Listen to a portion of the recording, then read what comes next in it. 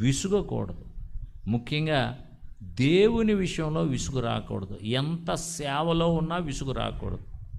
ఎంతసేపు వాక్యము చెప్పవలసి ఉన్నా ఆ సందర్భాన్ని బట్టి, ఆ సమయాన్ని బట్టి, రోజుకి 5 మార్లు 5 కూటాల్లో పాల్గొంపులు పొందిన విసుగు రాకూడదు.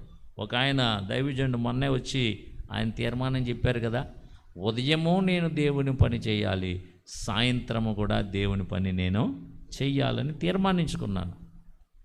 కొంతమంది ఎలా ఉంటారంటే ఉదయం పని చేస్తే సాయంత్రం ఇంకా పని చేయరు. వాళ్ళు అలా నిద్రపోవటానికో రెస్ట్ తీసుకోనక చూస్తూ ఉంటారు.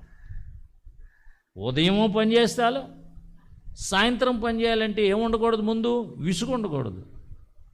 కొంతమంది అంటారు అస్తమాను ఈ పనేనా? దేవుని పని ఎప్పుడూ చేయాలి.